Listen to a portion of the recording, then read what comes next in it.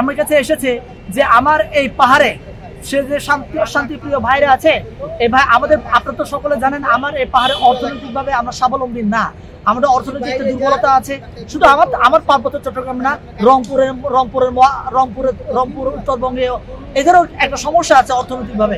এই অর্থনৈতিক দুর্বলতার কারণে কিন্তু যে রংপুর বলেন কিংবা আমার পার্বত্য চট্টগ্রামের লোক বলেন আপনার গার্মেন্টস মুখী, এই গার্মেন্টস মুখী যে সমস্ত বেকার ভাইরা আছে, এই বেকার ভাইদেরকে টার্গেট করে আপনারা সকলে জানেন 1997 সালের 2 ডিসেম্বর সন্তু লারমার সাথে আমাদের যে পলাতক শেখ হাসিনার সাথে একটা চুক্তি হয়েছিল ইন্ডিয়ার ইন্ধনে, সেই চুক্তিকৃত শান্তি সন্তু লারমা পন্থী ভাইরা আমার এই ভাইদেরকে, যারা কিনা চট্টগ্রামে গার্মেন্টসে চাকরি করতে আসছে, এদেরকে টার্গেট করে আপনার ভারতে নিয়ে গিয়ে অস্ত্র প্রশিক্ষণ দিয়ে বাংলাদেশে একটা অস্থিতিশীল পরিস্থিতি করার জন্য এরকম একটা পায়তারা চলছে বলে আমাদের কাছে সোর্সের মাধ্যমে খবর এসেছে।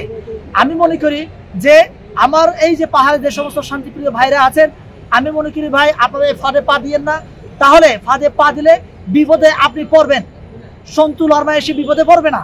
এখন যারা কিনা পাহাড়ে বা ভারতে পালিয়ে আছে ওরা কিন্তু বিপদে পড়বে না, আপনি বাংলাদেশে আছেন, আপনার পরিবার বিপদে পড়বে, আমরা যারা আপনার আত্মীয় স্বজন আছে আমরাই বিপদে পড়বো, আপনার কারণে আমি বিতর্কিত হব।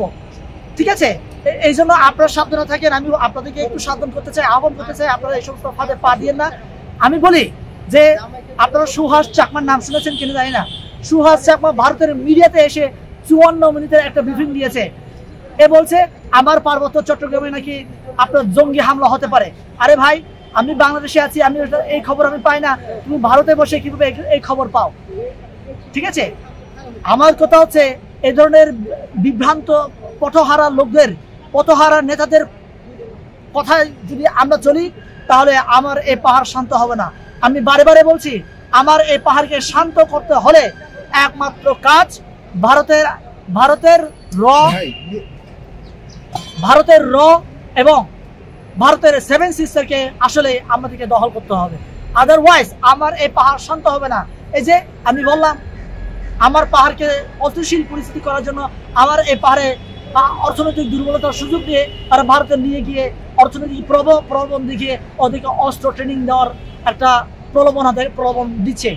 এই জায়গা থেকে আসলে আমার বাংলাদেশের সরকারকে আমি অনুরোধ করবো আপনারা একটু সদর দৃষ্টি রাখেন এবং যারা যাচ্ছে তাদেরকে ফিরিয়ে নিয়ে আসার জন্য আপনারা একটু চেষ্টা করেন।